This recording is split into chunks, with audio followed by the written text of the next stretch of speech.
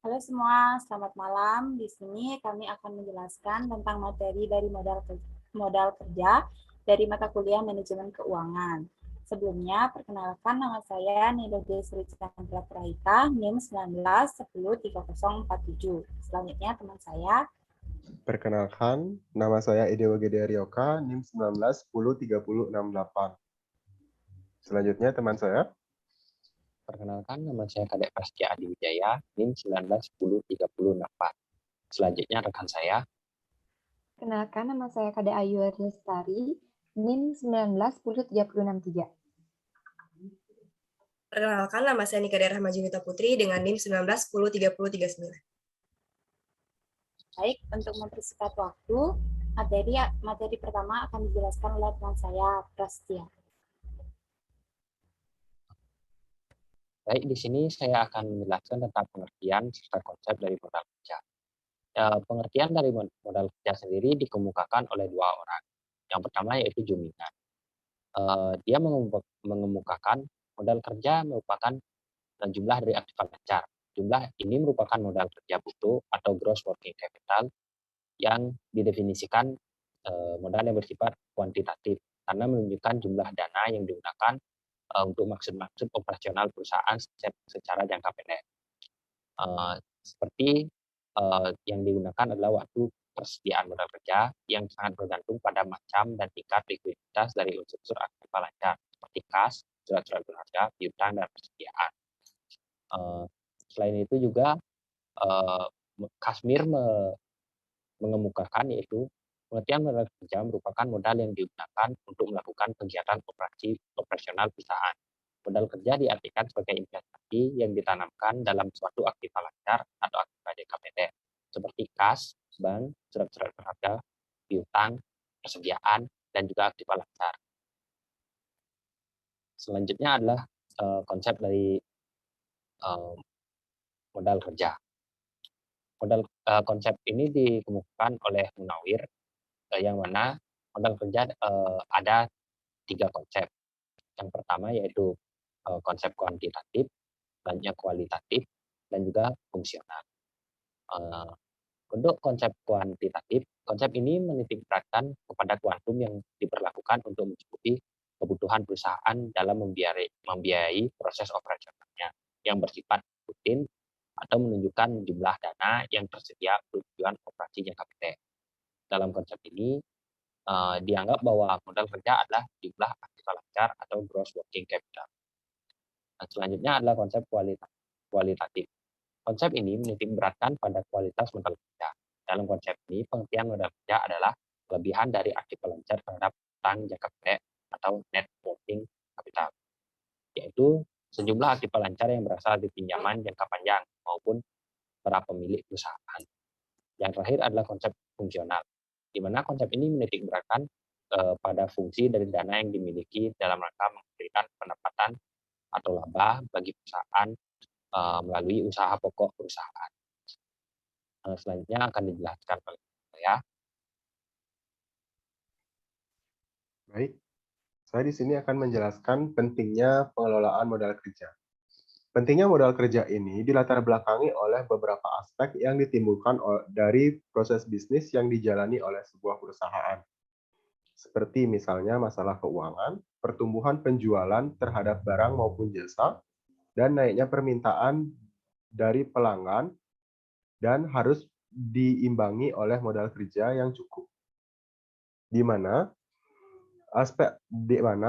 dalam pentingnya pengelolaan modal kerja ini yaitu yang pertama ada modal kerja yang cukup memungkinkan perusahaan untuk beroperasi secara efisien dan perusahaan tidak mengalami kesulitan dalam pendanaan. Kemudian yang kedua, melindungi perusahaan terhadap krisis modal kerja karena turunnya nilai dari aktiva lancar. Kemudian yang ketiga, memungkinkan untuk membayar semua kewajiban-kewajiban tepat pada waktunya. Kemudian yang keempat, menjamin dimilikinya kredit standing perusahaan semakin besar dan memungkinkan bagi perusahaan untuk dapat menghadapi bahaya-bahaya atau kesulitan keuangan yang mungkin terjadi. Kemudian selanjutnya yang kelima, yaitu memungkinkan untuk memiliki persediaan dalam jumlah yang cukup untuk melayani para konsumennya.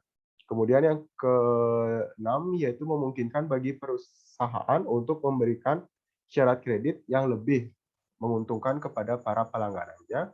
Dan yang terakhir memungkinkan bagi perusahaan untuk dapat beroperasi dengan lebih efisien karena tidak ada kesulitan untuk memperoleh barang ataupun jasa yang dibutuhkan. Selanjutnya di sini ada kondisi di mana modal kerja lebih besar dari hutang lancar. Modal kerja bersih yaitu modal kerja dikurangi dengan hutang kerja atau hutang lancar yang berguna untuk menilai apakah sebuah perusahaan dapat berjalan dengan baik atau tidak. Kemudian dengan modal kerja bersih ini akan menghasilkan dua buah kondisi, yaitu yang pertama modal kerja lebih besar dari hutang lancar, dan yang kedua modal kerja lebih kecil dari hutang lancar. Dan di sini saya akan menjelaskan mengenai kondisi di mana modal kerja lebih besar dari hutang lancar. Dalam kondisi ini memunculkan beberapa kondisi, yaitu yang pertama perusahaan dengan modal kerja yang lebih besar dari hutang kerja akan memunculkan dapat membayar hutang lancarnya kepada kreditor-kreditor lainnya. Kemudian perusahaan masih bisa beroperasi. Selanjutnya dengan modal kerja yang lebih ini perusahaan jangan sampai melakukan PHK terhadap pegawainya. Dan yang terakhir dengan modal kerja yang lebih besar dari hutang lancar ini perusahaan dapat mempunyai dana investasi yang dapat digunakan untuk menginvestasikan ke berbagai investasi-investasi yang ada. Baik, selanjutnya akan dijelaskan oleh teman saya. Baik, terima kasih. Selanjutnya ada modal kerja lebih kecil dari hutang lancar, di mana perusahaan harus mencari dana untuk membiayai perusahaan hutang dan biaya operasi dengan cara yang pertama ada mencari hutang jangka panjang agar mempunyai waktu untuk membayar hutang tersebut. Yang kedua, mencari investasi. Dalam artian, kita mencari orang-orang yang mau berinvestasi atau menitipkan modalnya di perusahaan yang kita miliki atau kita kelola. Dan yang terakhir, menjual aktiva tetap. Dengan melakukan itu, kita bisa dapat menambahkan modal perusahaan kembali. Selanjutnya ada tujuan modal kerja. Tujuan dilakukannya modal kerja adalah agar suatu bisnis bisa mengelola aset lancar dan utang lancar, sehingga bisa memperoleh modal kerja atau neto yang lebih baik dan menjamin tingkat likuiditas pada suatu bisnis.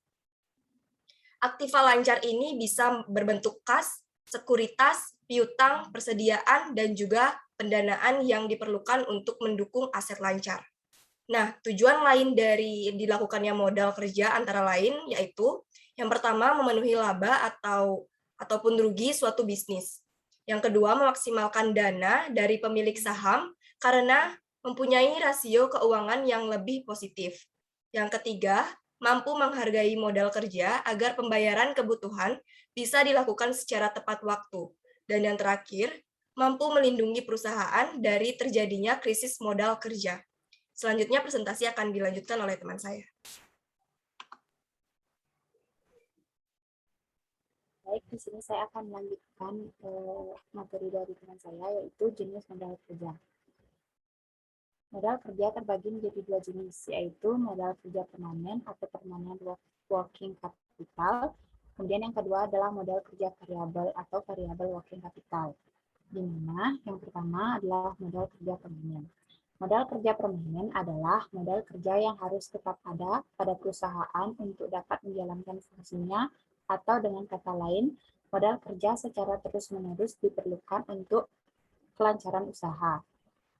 Modal usaha permanen dibagi menjadi dua jenis, yaitu modal kerja primer, yaitu modal kerja minimum yang harus ada pada perusahaan untuk menjamin kontinuitas usahanya. Kemudian yang kedua, modal kerja normal, yaitu modal kerja yang diperlukan untuk menyelenggarakan luas produksi yang normal. Kemudian Jenis modal kerja yang kedua adalah modal kerja variabel atau variable working capital. Modal kerja variabel adalah modal kerja yang jumlahnya berubah-ubah sesuai dengan perubahan keadaan. Modal kerja variabel dibagi menjadi 3 jenis, yaitu modal kerja musiman. Yang pertama, modal kerja musiman, yaitu modal kerja yang jumlahnya berubah-ubah yang disebabkan oleh fluktuasi musim. Kemudian yang kedua adalah modal kerja siklis, yaitu modal kerja yang jumlahnya berubah-ubah disebabkan oleh fluktuasi konjungtur. Kemudian yang ketiga adalah modal kerja darurat, yaitu modal kerja yang besarnya berubah-ubah karena adanya keadaan yang tidak diketahui sebelumnya, misalnya adanya pemogokan buruh, banjir, perubahan keadaan ekonomi yang mendadak. Kemudian selanjutnya adalah komponen modal kerja. Next. Komponen modal kerja. Komponen modal kerja mencakup aktiva lancar dan utang lancar yang dapat dijelaskan sebagai berikut. Yang pertama adalah aktiva lancar. Menurut Juningan, aktiva lancar adalah uang kas dan aktiva lainnya yang dapat diharapkan untuk dicairkan atau ditukarkan menjadi uang tunai, dijual atau dikonsumer dalam periode berikutnya, atau yang paling lama 1 tahun atau dalam perputaran kegiatan perusahaan yang normal. Yang termasuk dalam aktiva lancar adalah yang pertama kas. Kas merupakan uang tunai dan alat pembayaran lainnya yang digunakan untuk membiayai operasional perusahaan. Kemudian yang kedua adalah investasi jangka pendek. Investasi jangka pendek merupakan obligasi pemerintah, obligasi perusahaan industri, dan surat-surat utang sejenis, dan saham perusahaan lain yang dibeli untuk dijual kembali. Kemudian yang ketiga adalah wesel tagih. Wesel tagih merupakan tagihan perusahaan kepada pihak lain yang dinyatakan dalam suatu promes. Kemudian yang keempat adalah piutang dagang. Piutang dagang merupakan piutang dagang meliputi keseluruhan tagihan atas langganan perseorangan yang timbul karena penjualan barang dagangan atau jasa secara kredit. Kemudian yang kelima adalah penghasilan yang akan masih diterima. Merupakan penghasilan yang sudah menjadi hak perusahaan karena telah memberikan jasa-jasanya kepada pihak lain, tetapi pembayarannya belum diterima sehingga merupakan tagihan. Kemudian yang keenam adalah persediaan barang. Persediaan barang merupakan barang dagangan yang dibeli untuk dijual kembali, yang masih ada di tangan pada saat penyusunan neraca. Kemudian yang terakhir adalah biaya yang dibayar di muka, merupakan pengeluaran untuk memperoleh jasa dari pihak lain, tetapi pengeluaran tersebut belum menjadi biaya atau jasa dari pihak lain yang belum dinikmati oleh perusahaan pada periode yang sedang berjalan. Kemudian komponen yang kedua adalah hutang lancar. Menurut Juningan, hutang lancar atau hutang jangka pendek adalah kewajiban keuangan perusahaan yang pelunasannya atau pembayarannya akan dilakukan dalam jangka pendek atau 1 tahun sejak tanggal neraca. Dengan menggunakan aktiva lancar yang dimiliki oleh perusahaan, hutang lancar merupakan kewajiban perusahaan kepada pihak lain yang harus dipenuhi dalam jangka waktu kurang dari 1 tahun, atau utang yang jatuh temponya masuk siklus akuntansi yang sedang berjalan.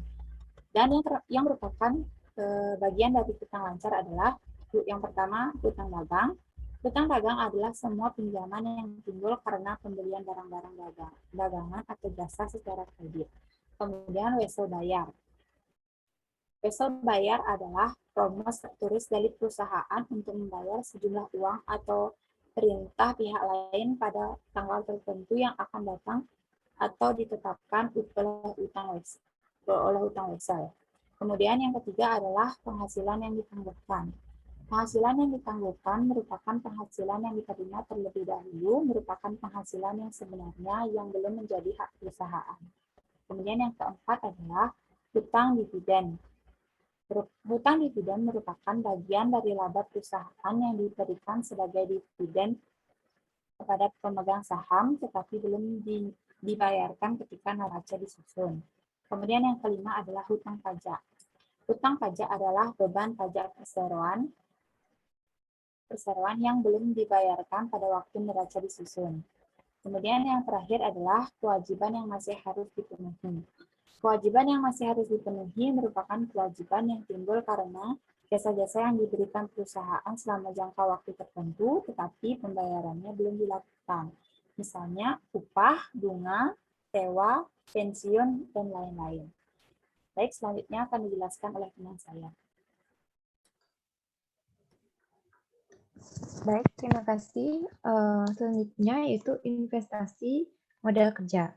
Nah, di mana investasi dalam modal kerja dapat dilihat dalam aktivitas lancar pada laporan neraca, di antaranya yang pertama itu ada investasi dalam persediaan. Nah, di mana merupakan aktiva yang selalu dalam keadaan berputar, di mana secara terus-menerus mengalami perubahan. Kemudian ada investasi dalam piutang.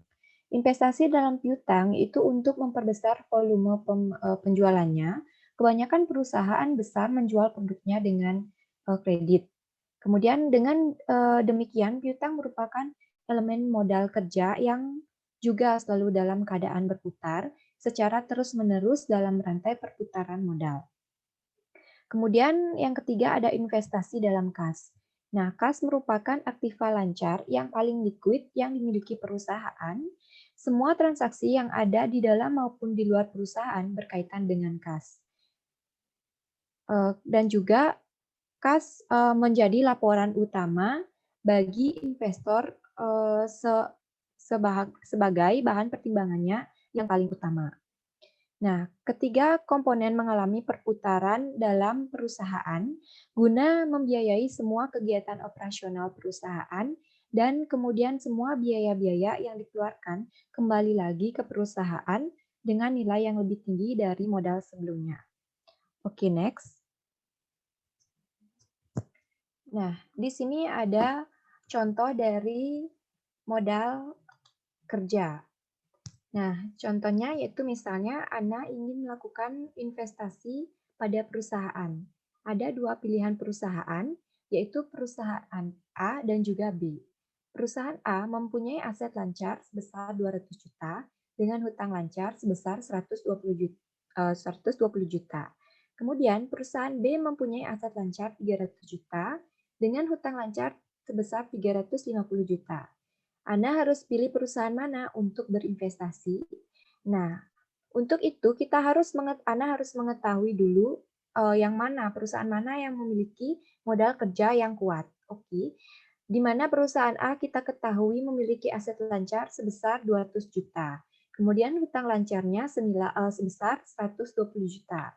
Untuk mencari modal kerja, yaitu aset lancar dikurangi dengan hutang lancar, maka diperoleh 200 juta dikurangi 120 juta, yaitu modal kerjanya sebesar 80 juta. Next. Nah, untuk perusahaan B, kita lakukan perhitungan yang sama, di mana aset lancar 300 juta, hutang lancar sebesar 350 juta, kemudian modal kerjanya aset lancar dikurangi hutang lancar, yaitu 300 juta dikurangi 350 juta, maka diperoleh modal kerja dari perusahaan B, yaitu minus 50 juta. Nah, jadi Anda memilih perusahaan A. Mengapa? Karena di perusahaan A memiliki modal kerja yang lebih besar daripada perusahaan B. Sehingga perusahaan A lebih kuat dengan modal kerja sebesar 80 juta. Oke, kemudian ada cash conversion cycle atau disingkat CCC. Ini digunakan untuk mengukur perkiraan jumlah hari untuk mengubah aset menjadi kas yang dapat langsung digunakan. Nah, adapun rumus dari CCC ini yaitu ICP ditambah RCP dikurangi PDP. Next. Nah, di mana ICP itu merupakan kepanjangan dari Inventory Collection Period. Nah, Inventory Collection Period ini merupakan perkiraan jumlah yang diperlukan untuk merubah persediaan yang dimiliki ke kas untuk mengukur seberapa liquidnya aset dalam bentuk persediaan. di mana rumus ICP ini yaitu I dibagi COGS per 365 hari. I ini merupakan sisa persediaan per hari, kemudian COGS ini merupakan nilai jumlah dibagi dengan per hari. Sehingga menghasilkan jumlah hari yang diperlukan untuk menjual sisa persediaan. Misal dari perhitungan ICP, yaitu terdapat sisa persediaan senilai 9.000.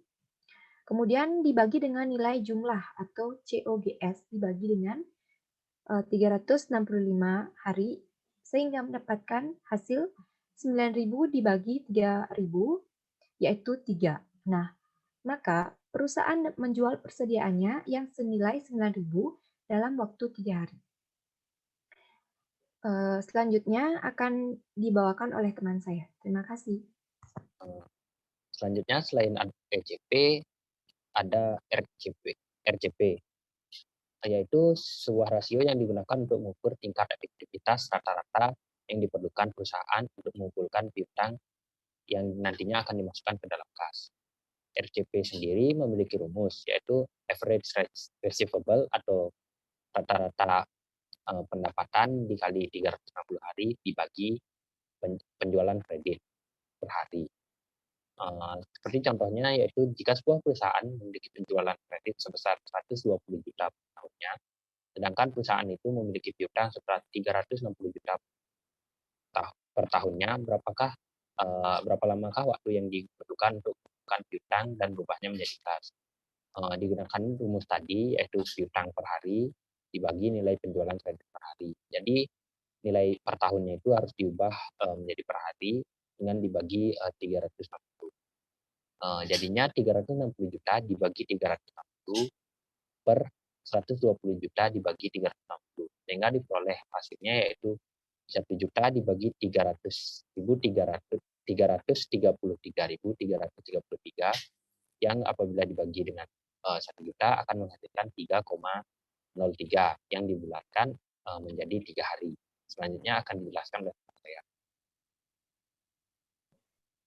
Baik, di sini saya akan menjelaskan metode perhitungan menggunakan PDP, yaitu Payable Deferral Period, di mana PDP ini merupakan perkiraan jumlah hari yang diperlukan sebuah perusahaan untuk membayar hutang yang dimiliki dengan kas yang dimiliki oleh perusahaan itu sendiri. Di mana perkiraan ini sebuah perusahaan yaitu untuk membayar hutang yang berguna untuk mengukur seberapa liquid hutang lancar yang dimiliki oleh sebuah perusahaan. Adapun rumus dalam menghitung PDP ini yaitu P per COGS dibagi dengan 365 hari. Yang menghasilkan yaitu sisa hutang per hari dibagi dengan nilai penjualan per hari. Dan menghasilkan jumlah hari yang diperlukan oleh sebuah perusahaan untuk melunasi sisa hutang yang dimiliki. Oke. Misalnya di sini contoh soal. Sebuah perusahaan memiliki hutang yaitu sebesar 50 juta dan memiliki COGS yaitu 182.500.000 rupiah dibagi dengan 365 dan menghasilkan 100. Maka perusahaan ini diperkirakan harus membayar hutangnya yang senilai 50 juta rupiah ini dalam waktu 100 hari. Baik, sekian yang dapat saya sampaikan.